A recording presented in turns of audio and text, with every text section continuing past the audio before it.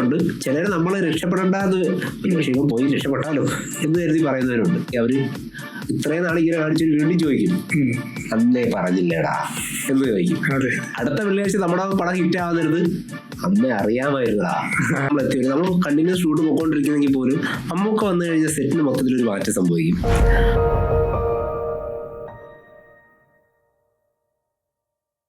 നാട്ടിലെ ആണെങ്കിലും ഈ സിനിമയ്ക്ക് മുമ്പും അല്ലെങ്കിൽ അതിന് ശേഷമുള്ളൊരു പ്രതികരണം ഉണ്ട്. ഇപ്പം നമ്മളിപ്പോൾ തുടക്കത്തിൽ ഒരാളിപ്പോൾ കലാകാരനാകുക അല്ലെങ്കിൽ സിനിമ സ്റ്റേജ് ഷോ അങ്ങനെ പോകുമ്പം കുറേ എന്താ പറയുക അവഗണനകൾ വരുമല്ലോ. അതായത് ഇപ്പോൾ ഏതൊരു മേഖലയിലാണെങ്കിലും അതിപ്പോ ഈവൻ ഇപ്പൊ നമ്മളെ പോലെ അതാ ഞാൻ പറഞ്ഞത്. ഇപ്പൊ നമ്മളെ പോലെ ഒരു യൂട്യൂബ് ചാനൽ സ്റ്റാർട്ട് ചെയ്യാൻ ഇപ്പൊ എനിക്കൊരു ജോബ് ഉണ്ടായിരുന്നു. അപ്പൊ ഞാനിപ്പോ ആ ഒരു ജോബ് ക്വിറ്റ് ചെയ്തിട്ടാണ് ഇപ്പം ഇതിലോട്ട് കംപ്ലീറ്റ് ചെയ്തത്. ഞാൻ ഗ്രാഫിക് ഡിസൈനർ ആയിരുന്നു ആദ്യം. അത് കഴിഞ്ഞിട്ട് ഡിജിറ്റൽ മാർക്കറ്റിംഗ് ചെയ്യുമായിരുന്നു. ഒരു കനേഡിയൻ കമ്പനിയുടെ ഡിജിറ്റൽ മാർക്കറ്റിംഗ് ചെയ്യുമായിരുന്നു. അപ്പൊ അത് ഞാൻ ക്വിറ്റ് ചെയ്തിട്ട് ഞാനിപ്പോ ഫുള്ളി ഇതിലേക്കായിട്ട് ഇറങ്ങി നിൽക്കുമായിരുന്നു. നമ്മുടെ ഇപ്പോ സ്റ്റാർട്ടിങ് ടൈമാണ്. നമ്മളിപ്പോ 2 months ആയിട്ടുള്ളൂ. അപ്പൊ ഈ ടൈമിൽ ഞാനും കേൾക്കുന്നതാണ് ചില ആൾക്കാരൊക്കെ കുറെ പേര് സപ്പോർട്ടില്ലെന്നല്ല, ഞാൻ പണ്ടത്തെ ഒരു ആൾക്കാരുടെ ചിന്താഗതി മാറി ഇപ്പം കുറെ മാറി എന്നുള്ള രീതിയിലോട്ട് എനിക്ക് തോന്നുന്നുണ്ട്. കാരണം പണ്ടൊക്കെ സ്ഥിരം ആൾക്കാർ എന്ത് ഇതിനോട്ടൊക്കെ ഇറങ്ങുന്നു എന്നുള്ള രീതി മാറി കുറെ പേര് സപ്പോർട്ട് ചെയ്യാനായിട്ടുണ്ട്. അതൊരു വലിയ കാര്യം തന്നെയാണ്. എന്നാൽ കുറച്ച് പേര് ഇപ്പോഴും ചോദിക്കുന്നുണ്ട് നിനക്ക് വേറെ വല്ല പണിക്കും പോകുമ്പോഴേ, ആ ഒരു ഇതുണ്ട്. അപ്പോൾ അങ്ങനെയുള്ള ആൾക്കാരാണെങ്കിലും ഇപ്പൊ നാട്ടിൽ നിന്നുള്ളൊരു സപ്പോർട്ടും അല്ലെങ്കിൽ ഇതിന് മുമ്പായിട്ട് ഉള്ളൊരു റെസ്പോൺസ് ഒക്കെ എങ്ങനെയായിരുന്നു? ഇതെന്താണെന്നറിയോ, ഇത് ആരെയും കുറ്റം പറയാനൊന്നും പറ്റില്ല. ചിലര് ആത്മാർത്ഥമായിട്ട് പറയും നമ്മളോട്. നമുക്ക് അങ്ങനെ പറഞ്ഞിട്ട് കുറെ ടീച്ചേഴ്സ് ഒക്കെ എനിക്കുണ്ട്. ഇതിനെപ്പറ്റി ഒന്നും അറിയില്ല, ഈ മേഖലയെ പറ്റിയേ അറിയില്ല, ഇതുമായിട്ട് ബന്ധമുള്ള ആരും അത് നാട്ടിലില്ല. അപ്പൊ നമുക്ക് ഒരു നോളജും ഇല്ലാത്തൊരു കാര്യത്തിലേക്ക് നമ്മൾ പോകുമ്പോൾ സൂക്ഷിക്കണം എന്ന് പറയും. കാരണം പോയിട്ട് പിന്നീട് ലൈഫ് അവിടെ കുറെ ഇൻവെസ്റ്റ് ചെയ്തിട്ട് അതിൽ ഉപയോഗം വന്നില്ല എങ്കിൽ അത്രയും കാലഘട്ടം നമ്മൾ വേസ്റ്റ് ആവും. അതുകൊണ്ട് സ്നേഹം കൊണ്ട് പറയുന്നവരുണ്ട്. ചിലർ നമ്മളെ രക്ഷപ്പെടണ്ടെന്ന് ഇവൻ പോയി രക്ഷപ്പെട്ടാലോ എന്ന് കരുതി പറയുന്നവരുണ്ട്. അല്ല, ഇപ്പൊ അറിവില്ലായ്മ കൊണ്ട് പറയുന്നത് കുറെ പേരുണ്ട്. അതിപ്പം ഈ ഫീൽഡിലാണെങ്കിൽ ഞാൻ നോക്കുമ്പോൾ യൂട്യൂബിൽ നോക്കി എങ്ങനെയാണ് അല്ലെങ്കിൽ ഇതിന്റെ പരിപാടി എങ്ങനെയാണ്, നീ ഇന്ന പോലെ ആവും, ആ ഒരു രീതി ചോദിക്കുന്ന ഒരു സൈഡ് ഓഫ് ടീംസ് ഉണ്ട്. അവരെ കുറിച്ചല്ല ഞാൻ പറഞ്ഞത്. നമ്മള് എന്ത് ചെയ്താലും നമ്മൾ മുടക്കം ചെയ്യാന്നുള്ളൊരു ടീംസ് ഉണ്ട്. ആ ഒരു ടീംസിനെ ഇതിന്റെ ഭാഗമാണ് നമുക്ക് പ്രത്യേകിച്ച് അല്ല. അപ്പൊ അവര് ഇതിന് ശേഷം ഇപ്പം അവരുടെ ഉള്ളൊരു റെസ്പോൺസ് ആ പരിപാടി ചെയ്യും. അത് സ്വാഭാവികം അവര് മാറുമല്ലോ. അന്ന് നമ്മളോട് ഇങ്ങനെ ആക്കിയവര് ഇപ്പം ഇങ്ങനെ ആക്കും. അത് അതിന്റെ ഭാഗമാണ്. നമ്മള് കാണുക, ചിരിക്കുക, ഓക്കെ, തിരിച്ചു ഹായ് ചേട്ടാ ഇതാക്കുക, അത്രേ ഉള്ളൂ. അതെ, ശരിക്കും പറഞ്ഞാല് ഇപ്പൊ എനിക്കൊക്കെ എന്ന് പറയുന്ന ഒരു ഹൈ കിട്ടുന്നൊരു സംഭവം, അങ്ങനത്തെ ഒരു സാധനം കിട്ടണമെന്നുള്ളതാണ്. കാരണം എല്ലാവർക്കും ആണെങ്കിലും നമ്മൾ മറ്റുള്ളവരുടെ ഈ പുച്ഛിക്കുന്നവരുടെ മുമ്പിൽ ഒരു സക്സസ് ആയി വരിക, അല്ലെങ്കിൽ ഇപ്പൊ ചേട്ടൻ പറഞ്ഞ പോലെ തന്നെ ഇങ്ങനെ കാണിച്ചവരൊക്കെ ഇങ്ങനെ കാണിക്കുക എന്നുള്ളൊരു രീതിയിൽ വരിക, ആ ഒരു സംഭവമാണ് നമ്മളെ മുമ്പോട്ട് കൊണ്ടുപോകാനായിട്ട് തന്നെ പ്രേരിപ്പിക്കുന്ന ഒരു സംഭവമായിട്ട് തോന്നി. എല്ലാവർക്കും അങ്ങനെ തന്നെയാ. അപ്പൊ അതിനെ കുറിച്ച് ചോദിച്ചത് അല്ല, അത് സ്വാഭാവികമായിട്ട് സംഭവിക്കും. അത് നമുക്ക് അതിനെ അക്സെപ്റ്റ് ആൻഡ് മൂവ് ഓൺ, അത്രേ ഉള്ളൂ. അത് ഇപ്പോഴായാലും നമ്മൾ സംഭവിക്കും. ഇപ്പൊ നമ്മൾ ചെയ്തുകൊണ്ടിരിക്കുന്ന ഇത്ര എത്തി എങ്കിൽ പോലും നമ്മൾ നാളെ ഇറങ്ങുന്ന നമ്മളൊരു പടത്തിൽ നമ്മളൊരു മോശം പെർഫോമൻസ് ആണ് അവർ കാണുകയാണെങ്കിൽ അവർ ഇത്രയും നാൾ ഇങ്ങനെ കാണിച്ചിട്ട് വീണ്ടും ചോദിക്കും, അന്നേ പറഞ്ഞില്ലേടാ എന്ന് ചോദിക്കും. അടുത്ത വെള്ളിയാഴ്ച നമ്മുടെ പടം ഹിറ്റ് ആവുന്നത് അന്നേ അറിയാമായിരുന്നടാ. ഇതിങ്ങനെ മാറി മറിഞ്ഞ് വന്നുകൊണ്ടിരിക്കും ബ്രോ. ഇതിൽ നിന്ന് നമുക്ക് ഞാനിന് ചിലപ്പോൾ അതൊരു ലേണിംഗ് ആയിട്ട് എടുക്കാറുണ്ട്. ചിലപ്പോൾ ചിലര് മോശം പറഞ്ഞു കഴിഞ്ഞാൽ ആ പറയുന്നതിൽ എന്തെങ്കിലും കാര്യമുണ്ടോ എന്ന് നോക്കാറുണ്ട്. അത് കാര്യമുണ്ടെങ്കിൽ ആ കാര്യത്തെ മാത്രം എടുക്കുക. ആൾക്കാരുടെ ഫേഷ്യൽ എക്സ്പ്രഷൻ ശ്രദ്ധിക്കാൻ പോണ്ട എന്നാ ഞാൻ ശബ്ദം കേട്ടിട്ട് മനസ്സിലാക്കുക എന്നുള്ളതേ ഉള്ളൂ. ഞാൻ അങ്ങനെയാണ് പിടിക്കുന്നത്. എനിക്ക് അതാണ് ഞാൻ നോക്കാം. ഫേസിൽ ചിലപ്പോൾ ഭയങ്കരമായിട്ട് നമ്മളെ ഡിമോട്ടിവേറ്റ് ചെയ്യുന്ന അല്ലെങ്കിൽ നമ്മളെ വിഷമിപ്പിക്കുന്ന എക്സ്പ്രഷൻസ് അവർ കാണിച്ചെന്നിരിക്കും. ശബ്ദത്തിൽ ചിലപ്പോ ചെയ്തതായിട്ട് പറയും മോശമായിരുന്നടാ എന്ന് പറയുമ്പോഴും ആ ശബ്ദം എങ്ങനെ ഉണ്ടെന്ന് നോക്കുക. അത് നല്ലതാണെങ്കിൽ അത് എടുക്കുക. അത് മോശമാണെങ്കിൽ അത് കളയാം. എന്നിട്ട് എന്തായാലും ഇറങ്ങിയില്ല, ഇനിയിപ്പോ മുന്നോട്ട് പോകാന്നുള്ള പരിപാടിയേ ഉള്ളൂ. അത് ഈ സിനിമ അല്ലെങ്കിൽ എന്നുള്ളൊരു വേറെന്തെങ്കിലും പ്ലാൻ ഉണ്ടായിരുന്നു ചേട്ടന്? വേറെന്തെങ്കിലും വർക്ക് ചെയ്യുന്നുണ്ടായിരുന്നു? ഈ വർക്ക് ചെയ്യുന്നുണ്ടായിരുന്നു, വേറെ ഒരുപാട് പരിപാടികളുണ്ടായിരുന്നു. സിനിമ അല്ലെങ്കിൽ എന്നുള്ളൊരു ചിന്ത അന്നേ ഇല്ലായിരുന്നു. സിനിമയിൽ എത്തും എന്നുള്ളൊരു ഓവർ കോൺഫിഡൻസ് എനിക്കുണ്ടായിരുന്നു അന്ന്. ഓവർ കോൺഫിഡൻസ് തന്നെയായിരുന്നു അത്, എന്തായാലും ഇത് എത്തും എന്നുള്ള പരിപാടി. അപ്പോൾ അത് എത്തുന്നത് വരെയുള്ള ജേണിക്കകത്ത് ഒരുപാട് പേരാണ്. കാറ്ററിംഗ് വർക്കാണ് കുറെ നാൾ ചെയ്തുകൊണ്ടിരുന്നത്. പിന്നെ ട്യൂട്ടോറിയൽ ക്ലാസ് എടുക്കുന്ന പരിപാടി ഉണ്ടായിരുന്നു, യോഗ ട്രെയിനർ പരിപാടി ഉണ്ടായിരുന്നു. അങ്ങനെ എല്ലാ പരിപാടിയും ഉണ്ടായിരുന്നു. ഇപ്പം 18-ാം പടിയുടെ സെറ്റിലാണെങ്കിലും മമ്മൂട്ടിയുടെ കൂടെ ഒക്കെ ആദ്യമേ ഒരു സ്ക്രീൻ സ്പേസ് കിട്ടുക, അപ്പൊ നമ്മുടെ ഒരു സ്റ്റാർട്ടിങ് സ്റ്റേജിൽ തന്നെ കിട്ടുക എന്ന് പറയുന്നത് ഒരു വലിയ കാര്യം തന്നെയാണ്. അപ്പൊ ആ ഒരു ടൈമിൽ മമ്മൂട്ടിയിൽ നിന്നൊക്കെ എന്തെങ്കിലും അഡ്വൈസോ അങ്ങനെ എന്തെങ്കിലും ഒക്കെ കിട്ടിയിരുന്നോ? അഡ്വൈസ് അന്ന് ആ പടത്തിൽ ഞങ്ങൾ ഒരുപാട് ആർട്ടിസ്റ്റുകളോട് അഭിനയിച്ചിട്ടുണ്ട്. കുറേ സീനിയർ ആർട്ടിസ്റ്റുകൾ ഒക്കെ ഉണ്ട് അന്ന്. മമ്മൂക്കയുടെ ചെയ്യുന്ന സ്വാഭാവികമായിട്ടും മമ്മൂക്ക സെറ്റിൽ വരുമ്പോൾ സെറ്റിനുണ്ടാവുന്നൊരു മാറ്റമുണ്ട്. സെറ്റ് ഭയങ്കരമായിട്ട് വേറൊരു സെറ്റിൽ നമ്മൾ എത്തി വരും. നമ്മൾ കണ്ടിന്യൂസ് ഷൂട്ട് പോയിക്കൊണ്ടിരിക്കുന്നെങ്കിൽ പോലും മമ്മൂക്ക വന്നു കഴിഞ്ഞാൽ സെറ്റിന് മൊത്തത്തിലൊരു മാറ്റം സംഭവിക്കും.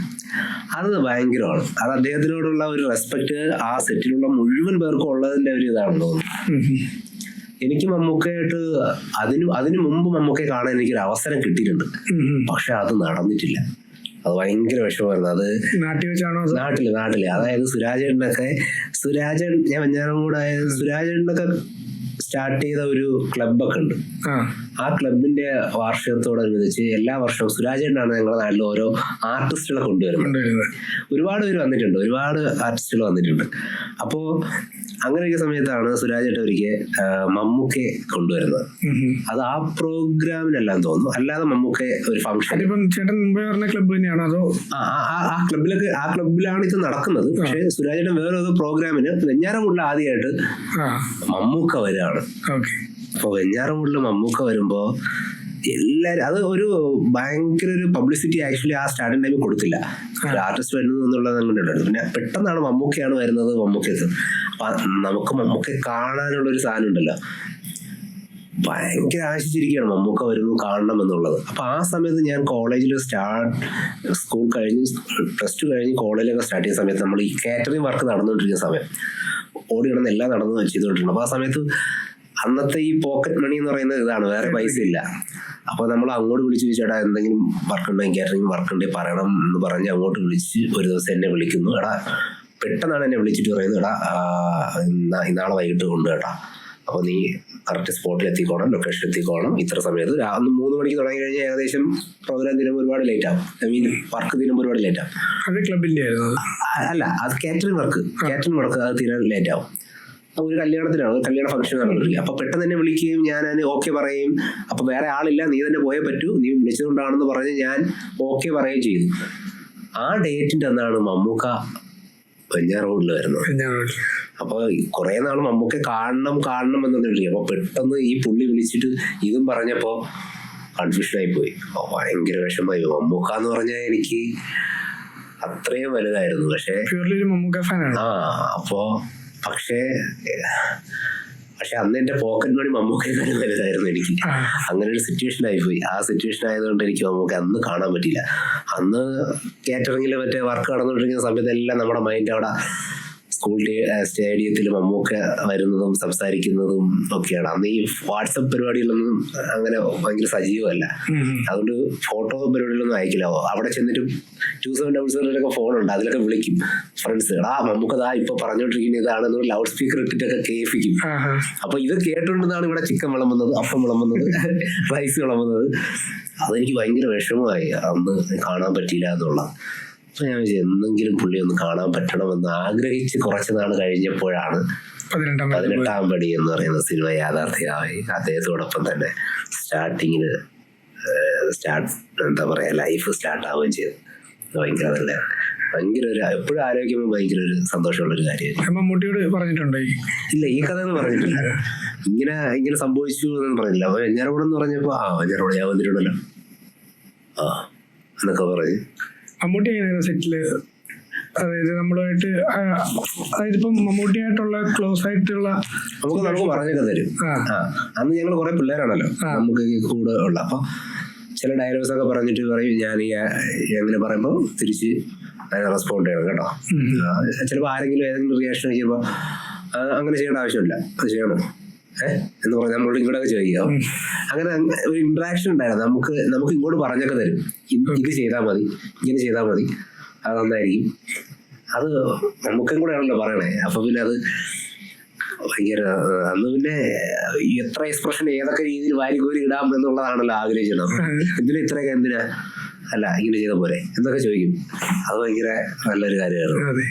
ഇപ്പൊ മമ്മൂട്ടിയുടെ ഈ ഒരു സിറ്റുവേഷൻ പറഞ്ഞതല്ലേ തന്നെ, ചേട്ടന് കുറെ ആഗ്രഹിച്ചിട്ട് അപ്രതീക്ഷിതമായിട്ടായിരുന്നു നമ്മുടെ ആദ്യമായിട്ട് മോഹൻലാലിനെ കണ്ടത്.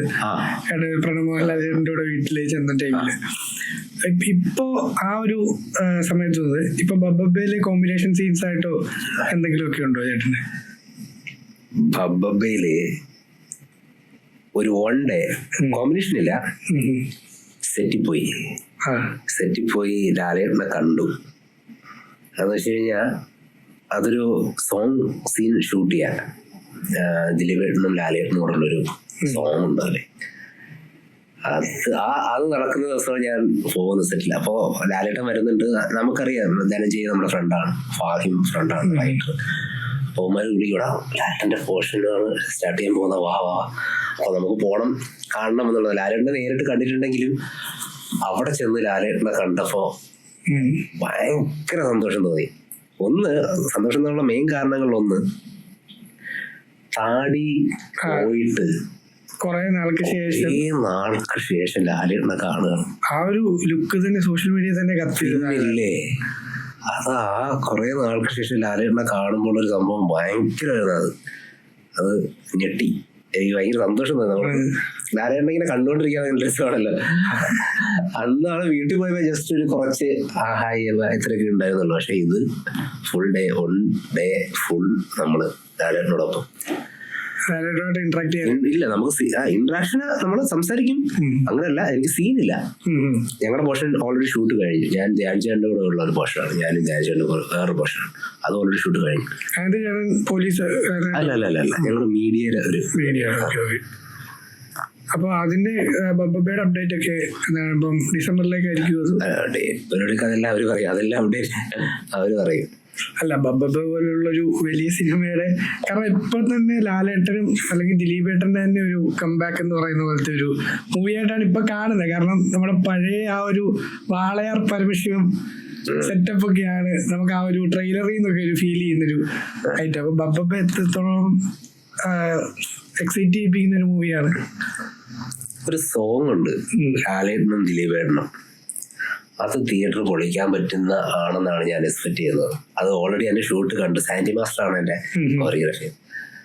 അത് നമുക്ക് പൊളിക്കാനുള്ള ഒരു സാധനം അതിലുണ്ടെന്നാണ് ഞാൻ കണ്ടതെന്ന് എനിക്ക് മനസ്സിലായത്. ബാക്കിയൊക്കെ അവര് തന്നെ അതിന്റെ ഡേറ്റും കാര്യങ്ങളൊക്കെ അവർ അപ്ഡേറ്റ് ചെയ്യും. പക്ഷെ അവർ രണ്ടുപേരും വരുമ്പോ തന്നെ നമുക്കറിയാലോ ഓൾറെഡി തിയേറ്റർ എന്ത് നന്നായിട്ട് വരട്ടെ. എല്ലാരും ആ ഒരു സിനിമ ഇപ്പം ലാലേട്ടന്റെ ഇപ്പം ഏറ്റവും അടുത്തിറങ്ങുന്ന ഹൃദയപൂർവ്വം കഴിഞ്ഞ് കഴിഞ്ഞാൽ മെയിനായിട്ട് വെയിറ്റ് ചെയ്തിരിക്കുന്ന ഒരു സാധനമാണ്. ബബ്ബ വേറൊരു സോഷ്യൽ മീഡിയയിൽ അതിന്റെ ട്രെയിലർ തന്നെ കത്തിയൊരു സാധനമാണ്. അത് ഈവൻ ലാലേട്ടൻ റിവീൽ ചെയ്തൊരു സാധനം ഉണ്ടായിരുന്നു, നമ്മുടെ സ്റ്റാർ സിംഗർ ആണെന്ന് തോന്നുന്നു. മറ്റേ ഈ ഒരു ലുക്ക് ബബ്ബ എന്ന് പറയുന്ന സിനിമയിലേക്കാന്ന് പറയുന്നത്, അത് തന്നെ സോഷ്യൽ മീഡിയ തന്നെ കത്തിച്ചൊരു സാധനമാണ്. നമ്മള് നേരിട്ട് കാണുമ്പോഴും അതാണല്ലോ. കുറെ നാൾക്ക് ശേഷം ലാലേട്ടൻ അങ്ങനെ ഒരു രീതിയിൽ കാണുകയല്ലേ, അങ്ങനത്തെ പരിപാടികളൊക്കെ ഉണ്ടാവും ഇതിന്റെ അകത്ത്. അതിനുശേഷം അന്നത്തെ ആ ഒരു ഇൻസിഡന്റിന് ശേഷം ഇപ്പോഴാണോ ലാലേട്ടനെ കാണുന്നത്? നേരിട്ട് കാണുന്നത് ഇപ്പോഴാണ്. അപ്പോഴായിട്ടൊക്കെ കോണ്ടാക്ട് മെസ്സേജിങ് ഉണ്ട്, ഇടയ്ക്കൊക്കെ മെസ്സേജിങ് പരിപാടികളുണ്ട്. ഈ ഇടയ്ക്ക് ഇപ്പൊ ഇവിടെ ഉണ്ടായിരുന്നു, മറ്റേ രാഹുലിന്റെ പടത്തിന്റെ ഡബിന് എറണാകുളത്തുണ്ടായിരുന്നു. പുതിയ പടം വരുന്നുണ്ട്. രാഹുൽ സദാശിവൻ, ബ്രഹ്മയുഗത്തിന്റെ ഡയറക്ടർ. ഓക്കെ. ഞാൻ ഒരു പോസ്റ്റർ കണ്ടായിരുന്നു, ഒരു 3-4 ഫ്രണ്ട്സിന്റെ കൂടെ എന്തോ ഇരിക്കുന്ന ഒരു കൈൻഡ് ഓഫ് പോസ്റ്റർ ഞാൻ കണ്ടായിരുന്നു. ഇനിയിപ്പോ ഇപ്പൊ തലവരയിലോട്ട് തന്നെ നമുക്ക് തിരിച്ചു വരികയാണെങ്കിൽ സെറ്റിലൊക്കെ ഒരു അനുഭവവും അല്ലെങ്കിൽ ഒരു ഫണ്ണായിട്ട് തോന്നിയ ഇൻസിഡന്റ് ഒക്കെ എന്തായാലും തലവരയുടെ ഒക്കെ ഷൂട്ടിങ്?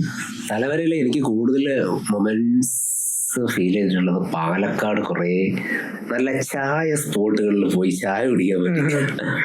മലമ്പുഴ ആ സൈഡിലൊക്കെ ഭയങ്കര നമ്മൾ ഈ സിനിമയ്ക്ക് ലൊക്കേഷൻ ഇടില്ലേ, സെറ്റ് ഇടില്ലേ, അതുപോലത്തെ കുറേ ചില റീലുകളിലൊക്കെ നമ്മൾ പഴയ ചായക്കട പണ്ട് നമ്മുടെ കുട്ടിക്കാലത്ത് ഒക്കെ അങ്ങനത്തെ ഓല മേഞ്ഞ മറ്റേ എന്താ പറയാ ചാണകം മുഴിയ തറയുള്ള സൈഡിൽ 3-4 പഴക്കൊലയൊക്കെ തൂക്കിയിട്ടിട്ടുള്ള അങ്ങനത്തെ ഒരു നാട്ടുംപുറം ചായക്കട ഉണ്ടല്ലോ, പണ്ടത്തെ സിനിമകളിലൊക്കെ കാണുന്ന സാധനം. ഇങ്ങനെ കുറേ സ്ഥലം അവിടെ ഉണ്ട്. അത് കുറേ കണ്ട് അവിടെ നിന്ന് കുറേ ചായ കുടിച്ചു. അത് ഭയങ്കര രസമായിരുന്നു. നല്ല ചെറിയ മഴയൊക്കെ ഉണ്ടായിരുന്നു ആ സമയത്ത്. ഈ ചായക്കടയുടെ കാര്യം പറഞ്ഞപ്പോഴാണ് തെക്കൻ തലേസിന്റെ സെറ്റിന്റെ ടൈമിലാന്ന് തോന്നുന്നു ചേട്ടനെ ചായക്കടയെ വെച്ചിട്ട് ഒരാള് ഫസ്റ്റിലെ റെക്കഗ്നൈസ് ചെയ്തൊരു സംഭവം, ഹൃദയത്തിന്റെ പാട്ടിന്റെ ഒരു സീൻ വെച്ചിട്ട് തെക്കൻ തലേസിന്റെ ആ ഒരു സംഭവത്തിൽ ആ ഒരു ചെറിയൊരു സീനിൽ തന്നെ ആ ഒരാള് റെക്കഗ്നൈസ് ചെയ്തു. ഞാനും റോഷനും കൂടെ, റോഷൻ മെത്തി, ഞങ്ങൾ രണ്ടും കൂടെ സെറ്റിലോട്ട് പോകുന്നതോ വേണ്ടിയാണ് മോർണിംഗ്. ഞങ്ങൾ പോകുന്ന സമയത്ത് അവിടെ ഏതോ ഇതുപോലെ ഒരു ചായക്കട ഉണ്ട്, അവിടെ നല്ല ഫുഡ് ഉണ്ട് എന്ന് പറഞ്ഞിട്ട് മോർണിംഗ് ബ്രേക്ക്ഫാസ്റ്റ് കഴിക്കാനായിട്ട് അവിടെ കയറിയ സമയത്താണ് അന്ന് ഹൃദയത്തിന്റെ ഈ സോങ് റിലീസായിട്ട് നിൽക്കുന്ന സമയം. റോഷനെ കണ്ട് റോഷന്റെ കാര്യങ്ങളൊക്കെ, റോഷൻ അല്ലേ എന്ന് ചോദിച്ച കാര്യങ്ങളൊക്കെ, ആ റോഷന്റെ സിനിമകളൊക്കെ പറഞ്ഞിട്ട് ഇങ്ങനെ തിരിഞ്ഞപ്പോഴാണ് എന്നെ കണ്ടത്. ഹൃദയത്തിലെ പാട്ട് എന്ന് പറയുന്നത് അത് ഭയങ്കര ഇതായിരുന്നു. ആ ഒരു ടൈമില് നമ്മളെ റെക്കഗ്നൈസ് ചെയ്യാന്ന് പറയുന്നത് വലിയൊരു കാര്യമായിട്ട്. പാട്ടിലൂടെയാണ് പുള്ളി റെക്കഗ്നൈസ് ചെയ്തത് എന്നുള്ളതാണ് ഏറ്റവും വലിയത്. ഒരു സിനിമ കണ്ടിട്ട് അല്ല പുള്ളി പറഞ്ഞത്. ആ പാട്ടിൽ ഞാൻ ആകെ കുറച്ചൊരു പോർഷനേ ഉള്ളൂ. അപ്പൊ അത് പറയുന്നപ്പോ എനിക്ക് ഭയങ്കര സന്തോഷമാണ്. ഈ ചായക്കട റെസ്റ്റോറന്റുകളൊക്കെ പറയുമ്പോൾ ഞാൻ ചേട്ടന്റെ ഇൻസ്റ്റാഗ്രാമിൽ ഒരു സാധനം കണ്ടായിരുന്നു. നമ്മുടെ ചേട്ടൻ്റെ നാട്ടിൽ തന്നെ ഉള്ള ഒരു റെസ്റ്റോറന്റ് ആണെന്ന് തോന്നുന്നു. അവിടെ ചേട്ടന്റെയും സുരാജ് ചേട്ടന്റെയും ബോബി ചേട്ടന്റെയും എല്ലാം കൂടെ ഉള്ളൊരു നാട്ടിൽ തന്നെ നാട്ടിൽ നെല്ലനാട് എന്ന് പറയുന്ന ഒരു റെസ്റ്റോറന്റ് ഉണ്ട്. അപ്പോൾ ആ റെസ്റ്റോറന്റില് ഞാനും സുരാജ് ചേട്ടനും നോബി ചേട്ടനും ഫിറോസ് മറ്റേ RJ ഞങ്ങളെല്ലാം ഒരേ നാട്ടുകാരാ. അപ്പോ ഞങ്ങളോടുള്ളൊരു സ്നേഹമുണ്ട്. അവിടുത്തെ എന്താ പറയാ മാനേജ്മെന്റ്, അവര് ഹരിലാല് സുൽഫി എന്നൊക്കെ പറയുന്ന കുറച്ച് പേരുണ്ട്. അപ്പൊ അവര് ഞങ്ങൾക്ക് വേണ്ടി ഒരു ഡ്രോയിങ് വലിയ സന്തോഷം. അതല്ല, നമ്മളോട് പറയാതൊക്കെ ചിലപ്പോ അതുവഴി പാസ് ചെയ്ത് പോകുന്ന പഴയ ഫ്രണ്ട്സൊക്കെ കാണും. അവരൊക്കെ ഫുഡ് കഴിക്കാൻ അവിടെ കയറാൻ നേരത്ത് എന്നിട്ട് നമ്മളെ മെസ്സേജ് അയക്കുക അല്ലെങ്കിൽ വിളിക്കുകയൊക്കെ ചേട്ടാ നിന്റെ ഫോട്ടോ ഒരു റെസ്റ്റോറന്റിൽ ഉണ്ടാ എന്നൊക്കെ പറഞ്ഞിട്ട്. അപ്പൊ നല്ല പരിചയമുള്ള ആൾക്കാരാണ്, നല്ല ഫുഡാണ്, പോയി കഴിക്കുക. ഫുഡ് സ്പോട്ടുകൾ പറയുമ്പോൾ ഇപ്പൊ ഏറ്റവും പലയിടത്തായിട്ട് ട്രാവൽ ചെയ്തിട്ടുണ്ടല്ലോ ഈ സിനിമയുടെ ആവശ്യങ്ങൾക്കായിട്ട്. ഇപ്പൊ ഏറ്റവും ഇഷ്ടപ്പെട്ട ഒരു ഫുഡ് സ്പോട്ട് വരുന്നത് മലബാർ സൈഡാണ് മോനെ. ഫുഡ് മലബാർ സൈഡില് കോഴിക്കോട് മലപ്പുറം ഏരിയകളിലൊക്കെ പോയി കഴിഞ്ഞാൽ അത്രയും ടേസ്റ്റി ഫുഡ് ചില ഡിഷസ് ആണ് കേട്ടോ. അത് ബിരിയാണി ആയാലും നോൺ വെജ് ഐറ്റംസ് ഒക്കെ അവർ തരുന്ന ഒരു മസാല, അവരൊരുക്കുന്ന ഒരു മസാല, അവർ തരുന്ന ഒരു ടേസ്റ്റ് വേറെ എങ്ങൊന്നും നമുക്ക് കിട്ടിയിട്ടില്ല. ഞാനിപ്പോ ചെന്നൈയിലൊക്കെ ഒരു പടത്തിന്റെ വർക്കായിട്ടൊക്കെ പോകുന്നത്, ചെന്നൈയിലൊക്കെ വേറെ തന്നെ ഫ്ലേവറും ഇതൊക്കെയാണ്. ചെന്നൈ വരെ പോകണ്ട, നമ്മുടെ നാട്ടിലായാലും ശരി. നോൺ വെജ് എന്നൊക്കെ പറഞ്ഞു കഴിഞ്ഞാൽ മൈൻഡിൽ എപ്പോഴും വരുന്ന മലബാർ സൈഡ്. ഞാൻ ഇപ്പൊ കോഴിക്കോടായിരുന്നു ഇപ്പൊ വന്നത്, മറ്റേ പടത്തിന്റെ ടൈറ്റിൽ ലോഞ്ചിൽ പോയിട്ട് വന്നു. അപ്പൊ കോഴിക്കോട് ഇറങ്ങി അവിടെ നിന്ന് പേരകളില് ഞങ്ങൾ ഫുഡ് കഴിച്ചിട്ട് ആണ് ഒരുമിച്ച് ഇങ്ങോട്ട് വന്നത്. ഫുഡിയാണോ? അത് ഭയങ്കര ഇഷ്ടമാണ്. വിനീതേട്ടനാണെങ്കിലും ചെന്നൈയില് ഹൃദയത്തിന്റെ ടൈമില് ഞങ്ങളെ കൊണ്ടുപോയി ഫുഡ് വാങ്ങിച്ചു തന്നിട്ടുണ്ട്. എന്നിട്ട് വിനീതേട്ടൻ അന്ന് ഫുഡ് കഴിക്കാൻ ഞാന്, പ്രണവ് ദർശന ആൻഡ് അങ്ങനെ ഒരു 3-4 പേരുണ്ട്. ഞങ്ങളെ വിളിച്ചുകൊണ്ട് ഷൂട്ടിന്റെ ഇടയിൽ എന്തോ ക്യാമറ എന്തോ ലേറ്റ് ആകും എന്ന് പറഞ്ഞു. അപ്പൊ പറഞ്ഞ ശരി നമുക്കൊരു നല്ല ഫുഡ് കഴിക്കുന്ന ഒരു സ്ഥലം ഉണ്ടാ, നമുക്ക് പോയാലോ എന്ന് പറഞ്ഞു. ചേട്ടൻ നല്ല ഫുഡ് ചെയ്യാൻ കേട്ടിട്ടുണ്ട്. അപ്പൊ എന്നോട് പറഞ്ഞു പിന്നെന്താ പോവാം എന്ന് പറഞ്ഞിട്ട് ഞങ്ങൾ പോകുന്നു, ഫുഡ് കഴിക്കുന്നു. എന്നിട്ട് അവിടെ നിന്ന് കഴിച്ചുകൊണ്ടിരുന്ന സമയത്ത് എന്നോട് പറഞ്ഞു, പക്ഷേ ഞാനിത് ഡയറക്റ്റ് ചെയ്യുന്ന പടമായി പോയി, അഭിനയിക്കുന്ന പടമായിരുന്നെങ്കിൽ നമുക്ക് കുറെ ഫുഡ് കഴിക്കാറുള്ളതാന്ന് ഇങ്ങനെ പറഞ്ഞു. അപ്പൊ ഞാൻ വിചാരിച്ചു തള്ളായിരിക്കും, എവിടെ സമയം കിട്ടും, അല്ലെങ്കിൽ നമുക്ക് ഇങ്ങനെ അപ്പോൾ ഓക്കെ എന്ന് പറഞ്ഞ് അവിടെ നിന്ന് ഫുഡ് കഴിച്ചതിന് ശേഷം പിന്നെയാണ് ഞങ്ങൾ കുറുക്കൻ എന്ന് പറയുന്ന സിനിമ ചെയ്യുന്നത്. ഞാൻ അതിലോട്ട് എത്താനായിരുന്നു അഭിനയിക്കുന്നത്. അത് ഏത് ലൊക്കേഷനിൽ ചെന്നാലും അവിടുത്തെ ഏറ്റവും ബെസ്റ്റ് സാധനം വിനീതേട്ടൻ പറയുന്നു, ഉച്ചയ്ക്ക് അവിടെ എത്തുന്നു. ഇതൊരു ബീഫ് സ്റ്റിക്കോ എന്തോ, ബീഫ് സ്റ്റേക്ക്. അത് ഞങ്ങൾക്ക് അവിടെ ഷൂട്ട് നടക്കുന്ന സമയത്ത് ബേസിലേട്ടൻ വിനീതേട്ടന് വേണ്ടിയിട്ട് എത്ര 15 hours 16 hours 16 or 17 എത്ര hours കുക്ക് ചെയ്ത ബീഫ് സ്റ്റിക്ക് വിനീതേട്ടന് വേണ്ടി അവിടെ പാർസൽ കൊണ്ടുവരികയും ഞാനും വിനീതേട്ടനും പിന്നെ ശ്രുതിയും കൂടെ ക്യാരവാനിലിരുന്ന് തട്ടുകയും ചെയ്തു. കുറുക്കന്റെ ഷൂട്ടിന്റെ ഇടയില്. കുറുക്കന്റെ കൊച്ചിയിലല്ലോ ഷൂട്ട് വരുന്നത്? കൊച്ചിയില് കൂടുതൽ കൊച്ചിയിലായിരുന്നു. പാലാരിവട്ടം ആ സൈഡ് ഉണ്ടായിരുന്നു. പിന്നെ കോട്ടയം പോകുന്ന സൈഡിലെ അവിടെ ഉണ്ടായിരുന്നു. സ്ഥലപ്പേര് എനിക്ക് ഈ കൊച്ചിയില് ഒരു ഫുഡ് സ്പോട്ട് പറയാൻ പറഞ്ഞ ഏതായിരിക്കും മെയിൻ ആയിട്ട് പറയാനുള്ളത്?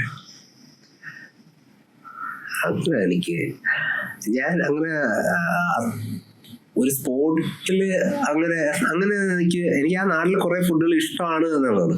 സ്പോട്ട് ഇപ്പോ അങ്ങനെ പറയാൻ എനിക്ക് കൊച്ചിയിൽ അങ്ങനെ ഒന്നും ഫീൽ ചെയ്തിട്ടില്ല. നാട്ടിൽ റിലാക്സേഷൻ ആയിട്ടൊക്കെ പോയിരിക്കുന്നു ഫ്രണ്ട്സ് ഒക്കെ ആയിട്ട് ഫുഡ് കഴിക്കാനോ?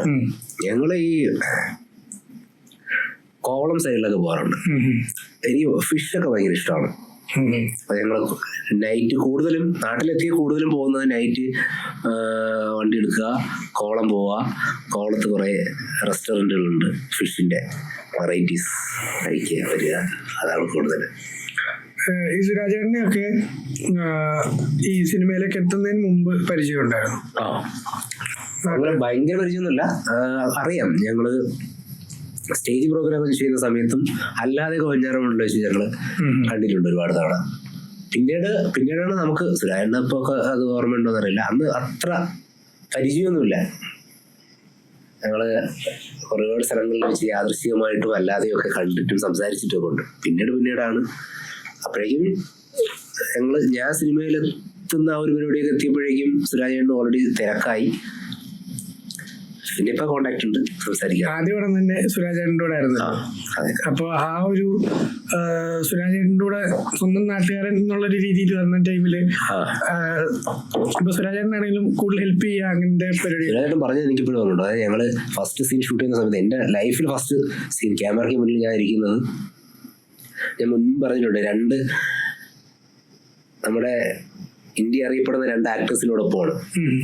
ഒന്ന് നാസർ സാർ, തമിഴിലെ നാസർ സാർ, ആക്ടേഴ്സിനെ ട്രെയിൻ ചെയ്യിക്കുന്ന പൂനെ ഇൻസ്റ്റിറ്റ്യൂട്ടിലൊക്കെ പോലുള്ള വലിയ സ്ഥലങ്ങൾ ട്രെയിൻ ചെയ്യിക്കുന്ന കാലിബറുള്ള വലിയ ആക്ടേഴ്സിൽ ഒരാളായ നാസർ സാറും, 2 ഒരു ആക്ടറിന് ഏറ്റവും വലിയ ബഹുമതി നമ്മുടെ രാജ്യം കൊടുക്കുന്ന നാഷണൽ അവാർഡ് വാങ്ങിയ നമ്മുടെ സുരാജേട്ടൻ. ഇവരോടൊപ്പമാണ് എന്റെ ഫസ്റ്റ് സീൻ. ഇത് ഷൂട്ട് ചെയ്യുന്ന സമയത്ത് ജീപ്പിനകത്ത് വെച്ചുള്ള പോലീസ് ജീപ്പിനകത്തുള്ള സീൻ ഷൂട്ട് ചെയ്യുമ്പോൾ എൻ്റെ കൂടെ ഒരു ലേഡി ഉണ്ടായിരുന്നു. അപ്പോൾ ആ ലേഡി അന്ന് വന്നില്ല ഷൂട്ടിംഗ് ലൊക്കേഷനിൽ. അവര് വന്നിട്ട് മാറിപ്പോയി, അത് വേറെ കഥയുണ്ട്. അപ്പോൾ അന്ന് എന്നോട് പറഞ്ഞു, ഞാൻ ഇരിക്കുന്നു, ക്യാമറ അവിടെ വെച്ചിട്ടുണ്ട്, ഞാനിങ്ങനെ ഈ സൈഡിലിരിക്കുക. അപ്പോൾ സുരാജേട്ടൻ എൻ്റെ തൊട്ടിപ്പുറത്തുണ്ട്, നാസർ സാർ ഫ്രണ്ടിലുണ്ട്. ഇവർ തമ്മിലുള്ള കോമ്പറ്റീഷൻ സീനുണ്ട്, മീൻസ് ഡയലോഗ്സ് ഡെലിവറി കാര്യങ്ങൾ നടന്നുകൊണ്ടിരിക്കുന്നു. അപ്പോൾ ഏതൊരു പോയിന്റിൽ കട്ട് പറഞ്ഞ് അടുത്ത ക്യാമറ ഇത് റീടേക്കിന് വേണ്ടി വെയിറ്റ് ചെയ്യുമ്പോൾ സുരാജേട്ടൻ പറഞ്ഞു. അപ്പോഴാണ് ഞങ്ങള് കുറേ നാളുകൾക്ക് ശേഷം ഞാൻ വീണ്ടും സുരേട്ട എന്നെ ഓർമ്മ കിട്ടോ ആടാ എന്നും പറഞ്ഞ് ഇങ്ങനെ സംസാരിക്കുകയും വീണ്ടും കമ്പനി ആവുകയൊക്കെ ചെയ്യുന്നത്. അപ്പൊ എന്നോട് ഒരു സീൻ ഷൂട്ട് ചെയ്യുന്നതിന് മുമ്പ് സുരേട്ട പറയണ്ട അടുത്തൊരു നീ അത് കാണണ്ടേ. അന്ന് നമുക്ക് ഫ്രെയിം അറിയില്ല, ലെൻസും ഫ്രെയിമും കാര്യങ്ങളൊന്നും അറിയില്ല. ഫസ്റ്റ് മൂവിയായി. എനിക്കിത് ഒരു പിടുത്തമല്ല. ബാംഗ്ലൂരാ ഷൂട്ട്, ഇവിടെയല്ല. ബാംഗ്ലൂർ ഒക്കെ ഷൂട്ടാവാം, കമ്പനിയുള്ള ആരുമില്ല, അടുത്തറിയാനുള്ള ആൾക്കാർ ആരുമില്ല. അപ്പോ ഞാനിങ്ങനെ മാറി പേടിച്ചിരിക്കുകയാണ്. ഞാനാണ് ഒരു പോലീസ് ഓഫീസറാ, കോൺസ്റ്റബിളാ.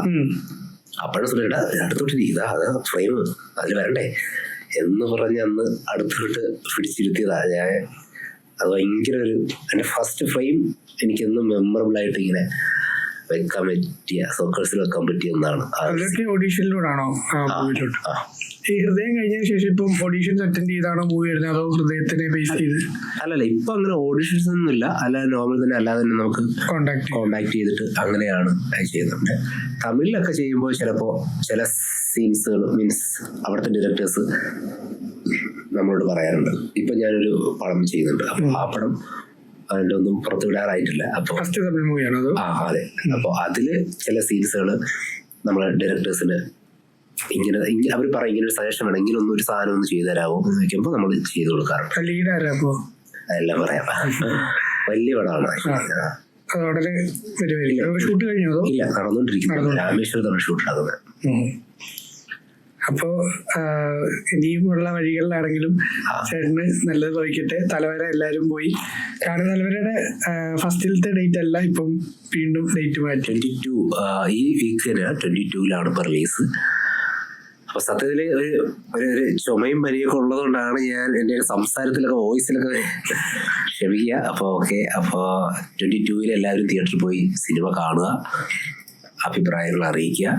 എൻ്റെ ലൈഫിൽ ഭയങ്കര എക്സ്പെക്ട് ചെയ്യുന്ന ഒരു ക്യാരക്ടർ സിനിമകളും ഒക്കെ ഉള്ള ഒരു സിനിമയാണ് ഈ പറയുന്ന തലവര. അപ്പോൾ അത് കണ്ടിട്ട് നിങ്ങളുടെ അഭിപ്രായം അറിയിക്കുക. ചേട്ടന് എൻ്റെ ജീവിതം നമ്മളെല്ലാവരും ഇനി സ്ക്രീനുകളിലൂടെയും കൂടെ കാണാനായിട്ട് പോവുകയാണ്. അപ്പം ഓഗസ്റ്റ് 22-ാം തീയതി എല്ലാവരും തിയേറ്ററിലെത്തി സിനിമ കാണുക. അപ്പോൾ ഇത്രയും നേരം നമ്മളോട് സ്പെൻഡ് ചെയ്ത അശ്വന്തേട്ടന് നന്ദി. ഇനിയിപ്പം വീണ്ടും നമ്മുടെ ചാനലിലൂടെ വരാനായിട്ട് സാധിക്കട്ടെ എന്ന് ആശംസിച്ചുകൊണ്ട് നിങ്ങൾക്കും നിങ്ങളുടെ യൂട്യൂബ് ചാനലിലും ഇതുപോലെ ഒരുപാട് വലിയ വലിയ ഗസ്റ്റുകളെ ഫോഡ്കാസ്റ്റ് ചെയ്യാനുള്ള സ്പേസും ആരോഗ്യവും സമയവും എല്ലാം നിങ്ങൾക്ക് ഉണ്ടാവട്ടെ. എല്ലാവിധ ആശംസകളും. Thank you. Bye bye.